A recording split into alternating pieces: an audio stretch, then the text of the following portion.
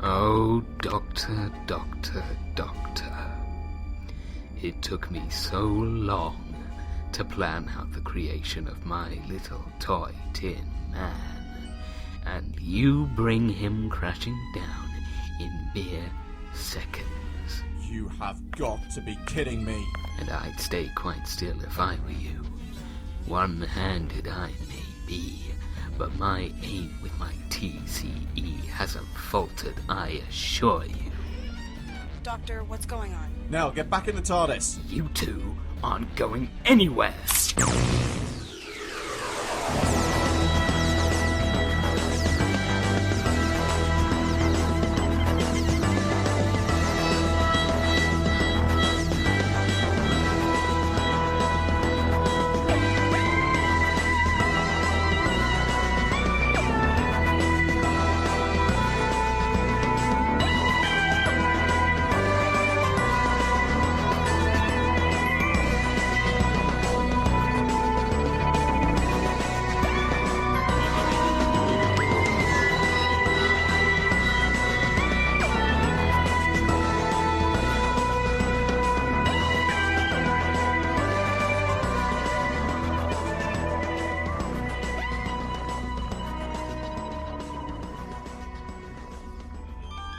TARDIS. You've scorched my TARDIS! Be thankful you and the girl still have your lives. Besides, a few more scratches on that box of yours are hardly going to make a difference. But how are you still alive? I mean, you're there, but you're here. And personally, I can't decide which one of you is looking worse for wear. As I previously warned you, Doctor, I might only have one hand, but my aim is still no less deadly. Let's keep things civilized, shall we? Alright then. So tell us, how exactly are you here? Come on, we've got questions aplenty. Ah, yes. I think it's about time I regaled you with my little story. Get comfortable now. We'll never shut him up now. First, would you be so kind as to refresh me of your own memories, Doctor? What was the last you knew of me? Kepler's spiral, I think. Ah, yes. My, such a long time ago. Well, if memory serves, the Chancellery Guard was hunting me down, so I decided to... You decided to do something clever, it didn't work. Your TARDIS disintegrated, taking you with it, and what little there was left of you they took back to Gallifrey. One good little boy's done his homework, but I think someone needs to see the teacher. I grade you F, Doctor. Although I seem to remember that your particular incarnation at the time wasn't all that good at piecing the evidence together. All right then, oh learned one, by all means, fill in the gaps. My TARDIS disintegrated, yes, but I wasn't in it. Well, not all of me. You see, I need to convince them that I died, and what better way to do that than to make sure they had a body to recover? But surely they'd have known that it wasn't your body. Doctor, you said you could recognize each other on sight. Yes, and that extends to body parts. We can recognize the unique structure of the DNA of each Time Lord, regardless of how many times it's been regenerated. It's a kind of mental birthmark among us. Which means you couldn't have used the parts from the Initiate.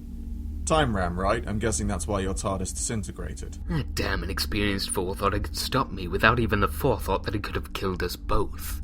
As soon as I realized what he was about to do, I transmitted myself to his TARDIS and incapacitated him. Then without two TARDISes fighting against each other, I could easily time ram mine. My TARDIS crashes and the Time Lords assume me dead, strewn across the plains of Calexis 4. Calexis 4? That's where that Golarium is from. I think I'm starting to see where this is going, so let's see if I can pick it up from here.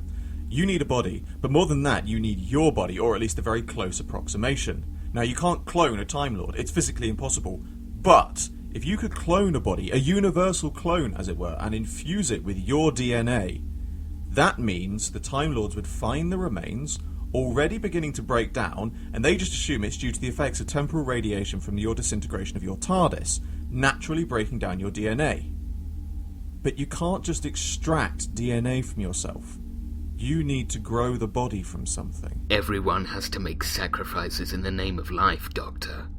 In my case, it was my right hand. I was able to grow a body from it.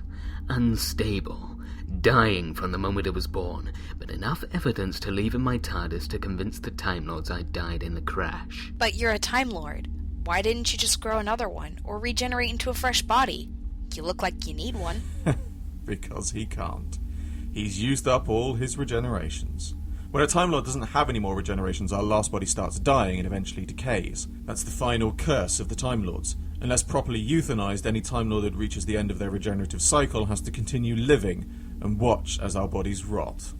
Drives most of them mad before the end. So, is that why he looks like Two-Face then? Exactly. There's no regeneration energy left, and he can't and won't go back to Gallifrey to die because he refuses to die on general principle, don't you, Master? I will do anything to prolong my life, Doctor.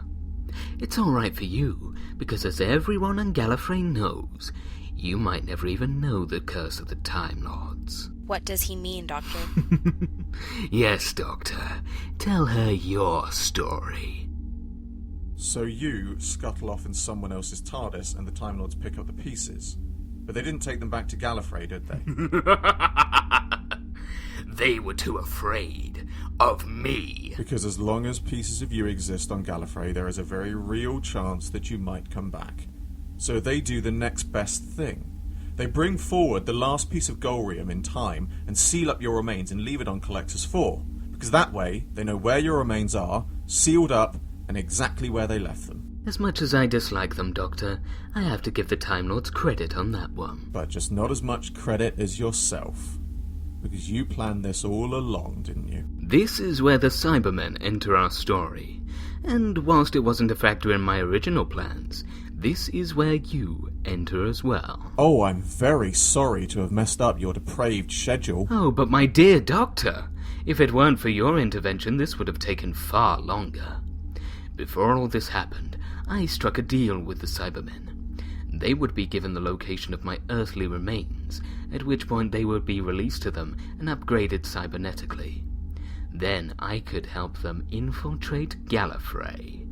To what end? Well, for me, a new regeneration cycle.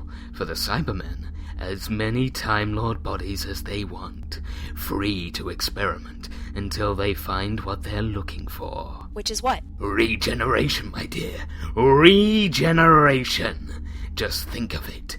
A Cyberman powered by regenerative energy. The capability to repair its circuits nearly instantaneously. That's insane! It's ridiculous. I know. It's wonderful. Okay, let me just see if I can catch up here. The Golrium remains get transported from Collectors 4 to the research station. You make sure the Cybermen know its location, so the Cybermen use the clone parts to create that sparking piece of junk, which by our unfortunate intervention they obtained more easily than they should have. And so they create your cyber clone, at which point they think it's you, but you've always been controlling it without them knowing. Oh, come on, Doctor. You've so very nearly got it. But you've been deliberately working behind the scenes. You don't want the Cybermen to know you're still really alive, because otherwise, why wouldn't they just take your body? So in an effort to provide a backup plan, you sent out a distress signal, knowing full well a Time Lord of some description would pick it up given the tracer on your stolen TARDIS. That way, if you're ever discovered, you can offer up a substitute. Because the Cybermen are never going to get to the secret to regeneration. That was the plan all along, wasn't it? Now you understand, Doctor. I don't. If the Cybermen find the secret to obtaining regenerations, then the Master takes it for himself and runs off. If the Cybermen do start attacking Gallifrey, then one of their wayward sons comes to the rescue, defeats the Cybermen, establishes himself as a hero, and convinces them to give him a new regeneration cycle. Is that the sound of being impressed in your voice, Doctor? No, because you've overlooked one tiny little factor. Which is what, Doctor? Tracers. Oh, please, Doctor. When you fried my little toy, you destroyed the tracer as well. The Time Lords have no idea what's going on or where to find us. The Time Lords know, but the Cybermen? Did they really think they'd let you wander off on your own?